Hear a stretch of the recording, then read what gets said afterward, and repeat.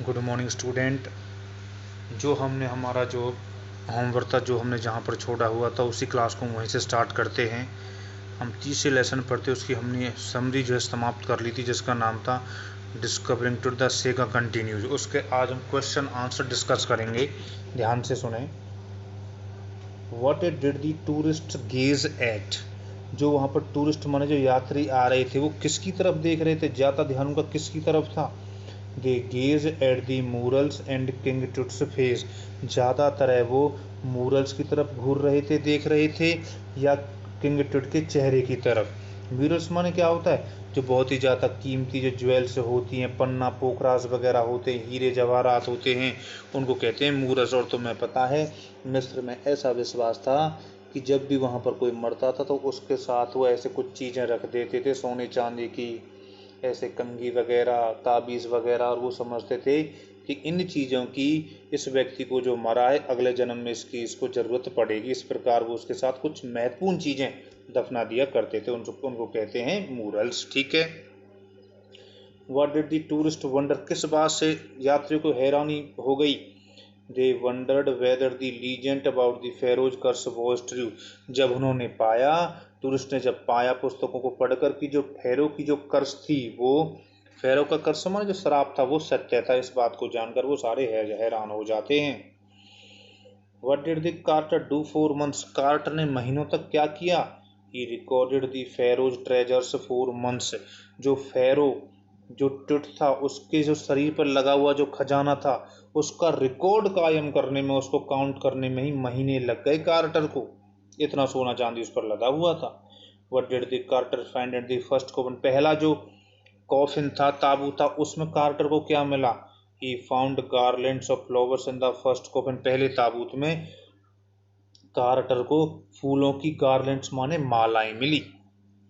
How was Tut's body cemented to the bottom to the coffin.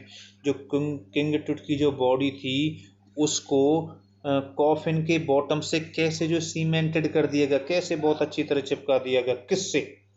It was cemented to the bottom because of resins माने चिपचिपे पदार्थ से, एक गोंद type के पदार्थ से किंग टुट के जो वो मम्मी थी, उसका जो सब था, उसको कॉफिन माने ताबूत के बॉटम माने उसके जो तह थी, उससे चिपका दिया गया ताकि उसको कोई ले ना जाए। ठीक है, इस प्रकार उनको चिपका दिया। वाई वाज किंग टुट लेविस्ट विद ग्लिटरिंग गुड्स। लेविस्ट माने लाद दिया गया, बहुत ही ज्यादा कीमती वस्तु उसको कैसे लाद दिया गया? He was lavished with these things for his journey to the next world. मैंने आपको अभी बताया था कि जब भी मिस्र में किसी की डेथ हो जाती थी तो उनके साथ कीमती चीज़ें रखी जाती थी। वो समझते थे कि इन चीज़ों की इस मरने वाले व्यक्ति को अगले जन्म में जो है सहायता मिलेगी, ज़रूरत पड़ेगी, इसलिए वो महंगी महंगी चीज़ें, कीमती चीज़ें उस सबके साथ रख दिया करते थे। ऐसा उनका विश्वास था। ठीक है, आगे चलते हैं। What did Carter's men do to separate it from his adornments? जो चीज़ें उसके साथ रखी गई थी, उनको अलग करने के लिए कार्टर के आदमी ने क्या किया? They removed the mummy's head and severed nearly every major joint. सबसे पहले उन्होंने मम्मी के हेड को अलग किया, और उसके बाद जो भी जॉइंट हो सकता था, सारे जॉइंट को उन्होंने अलग कर दिया। हूँ वाज ए पावरफुल फेरो। शक्तिशाली मिस्र में राजा कौन था? अमेनहोटेप III था। टिट्स फादर और ग्रैंडफादर, जो टिट का फादर भी हो सकता था और दादा भी। वाज ए पावरफुल फेरो, वह एक शक्तिशाली फेरो था। और मैंने आपको बताया था, मिस्र में जो फेरो की उपाधि होती है वो किसकी होती है? किंग की। ठीक है, आगे चलते हैं। Who initiated one of the strongest periods in the history of ancient Egypt. उस प्राचीन मिस्र में सबसे ज़्यादा शक्तिशाली शासन किसका रहा था? Amenhotep IV initiated one of the strongest periods in the history of ancient Egypt. उस प्राचीन मिस्र में जो सबसे शक्तिशाली जो शासक था, वो अमेनहोटेप IV था। What does Akhenaten mean. Akhenaten माने क्या होता है? It means servant of the Aten. जो सूर्य देवता का जो दास था, उसने अपनी उपाधि अखनाटन रख ली। ठीक है। How did Akhenaten shock the country. Akhenaten ने अपने देश को कैसे शॉक कर दिया, कैसे हैरान कर दिया? He shocked the country by attacking Amun a major god. Akhenaten ने कहा कि जो एम्यून है, जो चंद्रमा देवता, उसके सारी इमेजेस मूर्तियां तोड़ दो। इस बात से उसने सारे देश को हैरान कर दिया। Why was CT scan done in Tut's mummy? Tut's की मम्मी पर सीटी स्कैन क्यों किया गया? The CT scan was done on Tut's mummy to know, यह जानने के लिए किया गया, the mysteries of his death, की उसकी मृत्यु कैसे हुई थी। उसकी मृत्यु के रहस्य को जानने के लिए किंग टुट की मम्मी पर जो है सीटी स्कैन किया गया। ठीक है, अब चलते शॉर्ट आंसर टाइप क्वेश्चन को करते हैं। सारे क्वेश्चन एक ही, सारी चीजें वही हैं। When did King Tut die? Where was his body buried? King टुट को जो है उसकी डेथ कब हुई थी और उसकी बॉडी को कहाँ दफनाया गया? किंग टुट died more than 300 years ago. King टुट को मरे हुए 3300 साल हो गए। इस body was put in A golden coffin, उसके शरीर को एक सोने से बने हुए ताबूत में रखा गया। एंड बरीड, उसको दफना दिया गया एक ऐसे स्थान पर जिसका नाम क्या था?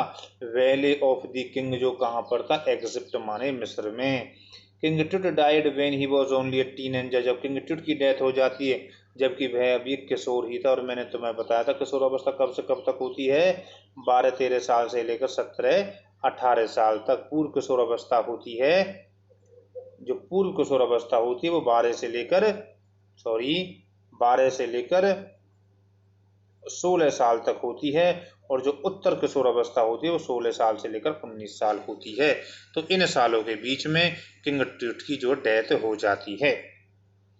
When was a CT scan performed on Tut's mummy? उस किंग टुट की मम्मी पर जो CT स्कैन परफॉर्म किया गया वो कब किया गया? Tut's death has always remained a mystery, king टुट की जो मृत्यु थी वो हमेशा ही रहस्यपूर्ण बनी रही। Scientist decided to perform a CT scan on his mummy, वैज्ञानिकों ने निर्णय लिया कि हम किंग टुट की जो मम्मी है उस पर सीटी स्कैन करेंगे।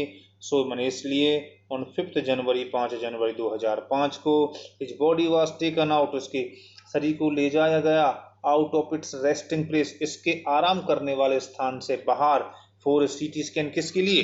सीटी स्कैन करने के लिए। What did Carter find in the first? पहले ताबूत में कार्टर को क्या मिला? Carter spent a number of months recording the treasures of Tut's tomb, Carter ने महीने बता दिए केवल किसके लिए? किंग टुट के ऊपर जो खजाना लगा हुआ था उसको रिकॉर्ड करने में। Then he began his 3 nested coffins, के बाद उसने जो 3 जो एक के ऊपर एक रखे हुए ताबूत थे उनको सर्च करना शुरू किया। इन द फर्स्ट कॉफिन, पहले ताबूत में, he found a shroud adorned with garland of flowers, उसने ऐसे कफन को पाया जो किससे ढके हुए थे, किससे सजाए गए थे? गार्लैंड्स ऑफ फ्लावर, फूलों की माला से। ठीक है, which are generally found in March और अप्रैल, और वो जो फूल थे वो साधारणतः कब पाए जाते हैं? मार्च और अप्रैल में। ठीक है, अब देखो हम 4th क्वेश्चन को करते हैं। What startling discovery did a professor of anatomy make in 1968? 1968 में एक एनाटॉमी प्रोफेसर ने क्या पता लगाया? In 1968 an anatomy professor x-rayed the mummy, उसने मम्मी का एक्सरे किया।